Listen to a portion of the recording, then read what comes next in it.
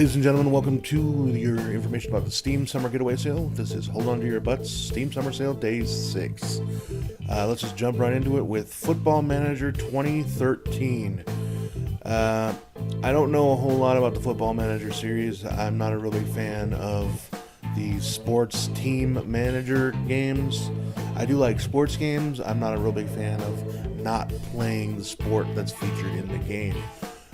This is, however, a wildly popular, I'm told, series, and it's 75% off, which is $9.99. So, Metacritic gave it a score of 86. The user score is significantly lower at 6.5, and, you can't really take my word for it if you should look at the game. So I looked at a couple of the reviews, and one of them says, one that gave it a really, really low score, so they've never had any problems with the series, and they've invested a lot of time in each game. This time, however, it just feels broken. Too many goals at the near post, too many goals from long shots, poor goalkeepers, invincible wingers.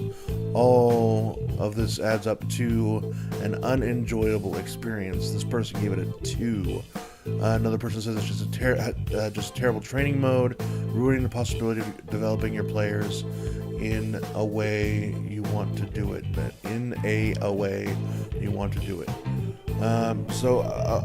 It's getting pretty negative reviews, and sort of balancing out around what looks like a mediocre game.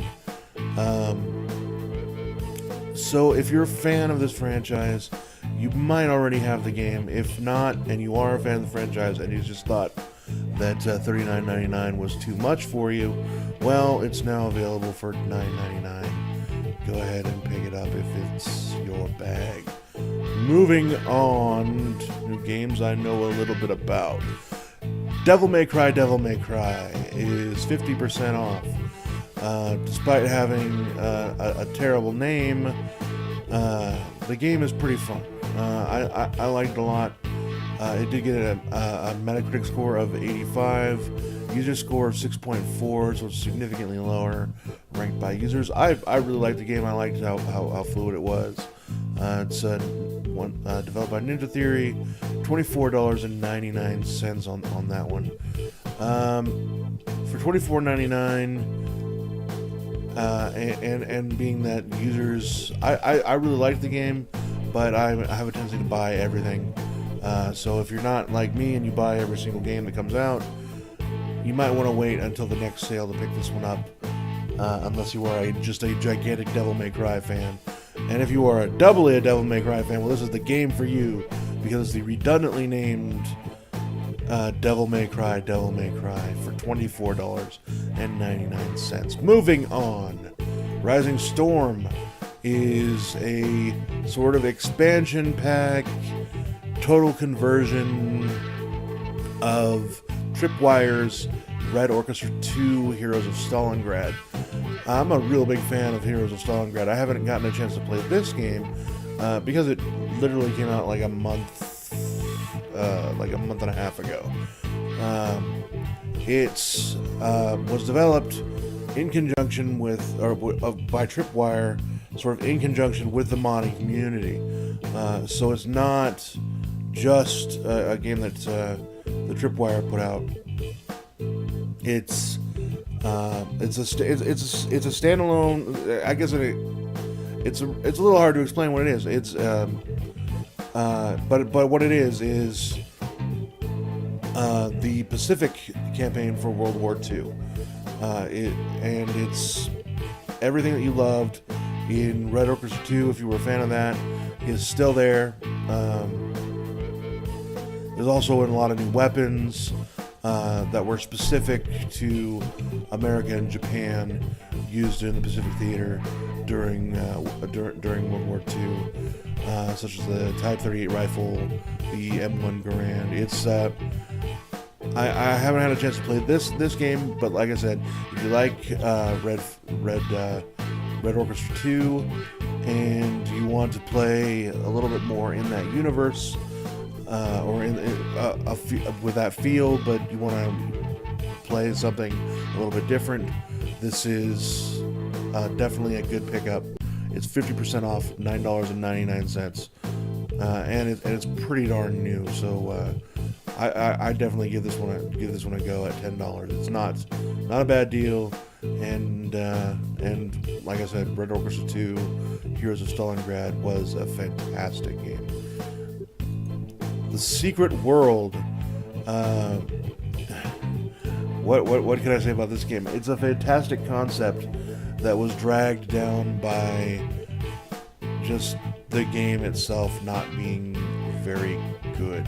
It's a Funcom developed MMO, sort of a dark fantasy thing that some people described as being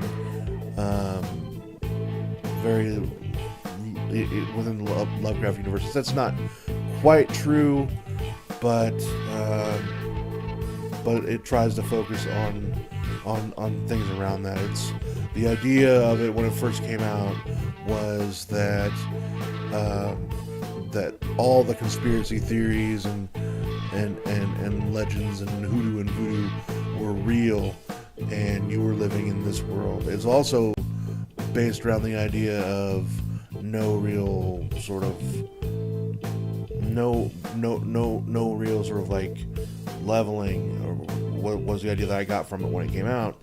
It just doesn't implement it all very well. Metacritic gave it, or the Metacritic aggregate score is 73 out of 100. Users actually give it a lot better at 8.2. It might have gotten better since I played it way back in when it first came out.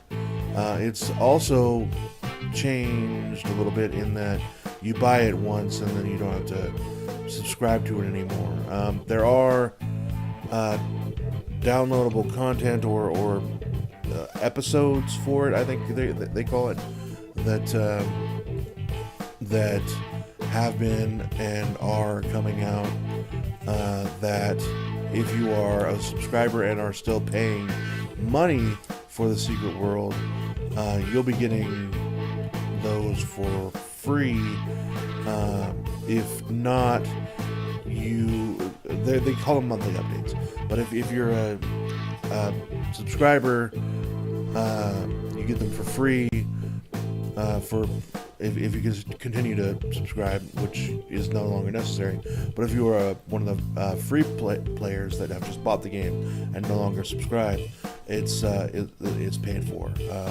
And that was starting with the 5th episode, The Vanishing of Tyler Freeborn.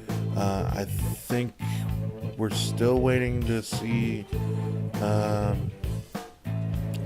episode 6, Last Train to Cairo. The game got better reviews from users than it did from game reviewing places. But it's $14.99 to pick up. It is an MMO, and you don't need to pay any sort of subscription. You can, but you don't have to. I would personally pass for $14.99. But if you've been wanting to try this game out, $14.99 is not a bad price to just pick it up and see if you want to continue playing it. I've sort of moved past MMOs at this point. I don't really have time to continue playing them, and I don't really have time to pick up new ones, and I don't really have time to delve back into the ones that I've already passed on.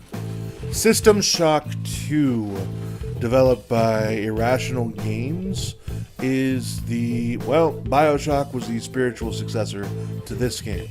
It's designed by Ken Levine, co-developed by Irrational Games and Looking Glass Studios. Let's see. It was originally intended to be a standalone title. Its story was changed during production so that it would be a sequel to the 1994 game System Shock. That was not planned or made by the developers. Those changes were made by EA, but the game is still fantastic. It's one of the one of my favorite games of all time. It's a very cool action role-playing survival horror game. It's very cyberpunk. It's got a lot of the same sort of things that you like from BioShock in it, like hacking and psionic abilities. Well, hacking wasn't in BioShock, but the psionic abilities sort of harken back to or sort of don't really harken back to, but sort of give you an idea of what BioShock, where it sort of came from and how it evolved. It was a very, very well-received game as well. It was a 92, it has a 92 on Metacritic, and a 9.3 from users. If you can get past the idea that this game is 14 years old and looks and plays like it's 14 years old, you'll love it. The gameplay is fantastic, and for $2.49, come on, it's such a good game. Alan Wake, Metacritic score 83, user score 8.0. I have nothing really to say about this game. I really didn't like it. It's a psychological thriller that plays an awful lot like a television show. It's all in episodes. It was developed by Remedy. I have it. I've played it. I didn't really like it. It's 90% off. So if you want to prove me an idiot and prove me wrong that it's a fantastic game, and tell me in the comments that I'm a dumbass, go ahead. 90% off for $2.99. I might look at it again for that price. However, I've already got it. I was excited to play it, and I just thought it fell short when it came out. It's $2.99 though, so it's at least worth $2.99. I'll give it that. But I wasn't a huge fan of the game. Crysis 2. Oh man, Crysis 2 Maximum Edition. So Crysis 2 Maximum Edition, you get all quotes, air quotes, of the DLC for Crysis 2. It was a really, really anticipated sequel to the original system burner that was Crysis. Metacritic, let's do this part first. The Metacritic score was 86 out of 100. The user score is 6.6, and I'll tell you why. The game was not bad. This port is terrible. It's not a good port. It's not developed for the PC. It's a console port. So it really, the biggest issue is that all the cutscenes feel like they're compressed 720p. Everything just doesn't look quite right, and it doesn't handle the way that you would expect from a top-notch, high-quality AAA PC game. It handles like a port, and a bad one at that. It is, however, 70% off at $8.99. The game does look fantastic when you're in the game. If you can deal with the clankiness of a bad console port, and with the fact that multiplayer is essentially not playable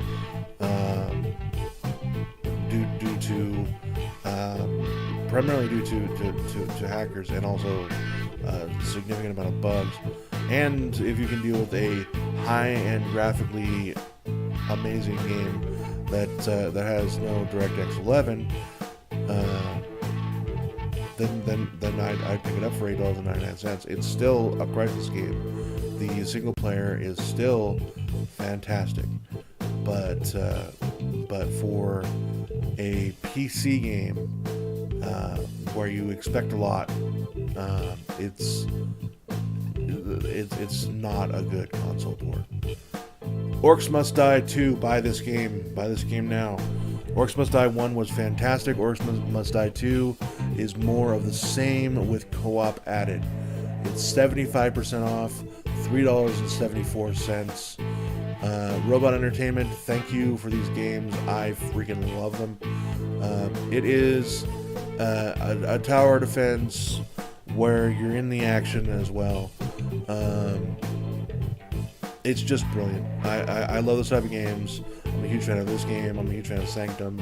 I'm a huge fan of almost any tower defense game. This one was really, really good. It's got a Metacritic score of 83, a user score of 7.9. I really don't know what most people dislike about it, other than the fact that it's really short, and that it's essentially the first game with some co-op added. It's brilliant, and it's 75% off, $3.74. Buy the game. It's super good. I love it. Mark of the Ninja. Also buy this game, for the love of God. Clay Entertainment is just one of my favorite developers at this point in time. It's just so good. It was originally released on Xbox in September of last year, and then brought out on Windows in October. It is just such a good game. It's a side-scroller, action, stealthy game that sort of feels like you're playing, or it looks like you're playing a sort of like old Saturday morning cartoon game, but it's very, very, very, very, very just good. I don't have any other words for it. It's just such a good game, and it's also 75% off, $3.74. Just buy this game. Don't question it. If you don't like the game, hit me up in the comments and tell me why you're an idiot, because I mean, really great game, really, really great game, really, really worth it. At the very least, $3.74. If I could buy 4 copies of this, I would, for myself, and play them all at the same time and stuff them in my ears and go, because it is so good. Sleeping Dogs. I did not like this game one bit. This is essentially, or was actually being developed as True Crime Hong Kong, and at some point during the development, which was the third game in the True Crime series, it was canceled by Activision Blizzard in 2011, and then picked up by Square Enix 6 months later. The reason why it was canceled was because it was delayed so much, and the budget was had grown so much. The game was renamed to Sleeping Dogs because it was picked up by Square Enix, and I just didn't like it. There's so much. It's one of these games where they release a ridiculous amount of DLC, and there's some that's worth picking up. There's some that's absolutely not. I mean, it is 75% off. It's another one of these things where when I bought it, when it came out, I didn't think it was good. I didn't think it was worth it. But when you look further down the road, at $6.24, it's hard to argue that what's in the game isn't at least worth that.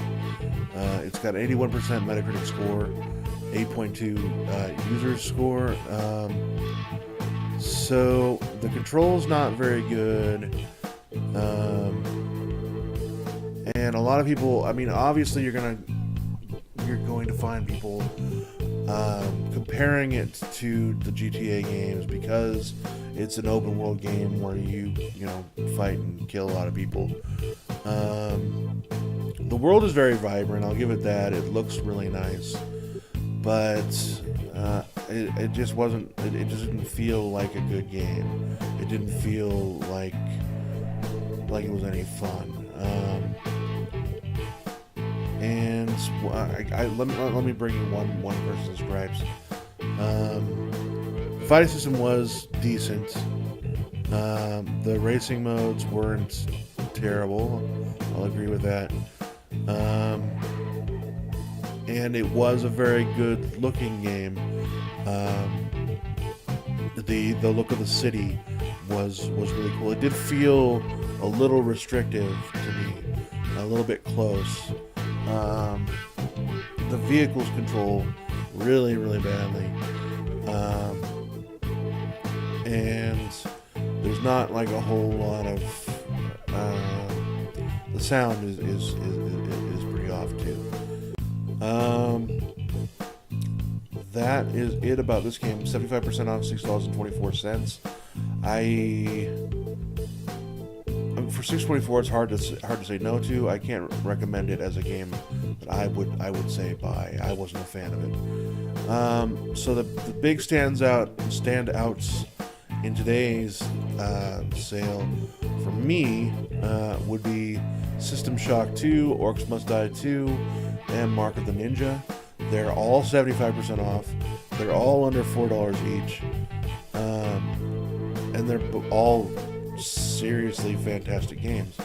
I wouldn't pass on them at all. They're really good. I would pick them up, and if you don't like them, yell at me about it, because that's my suggestions. That's it. I'm done for today. It's been Wild Wolf. This has been Holding On To Your Butts. Have a lovely evening.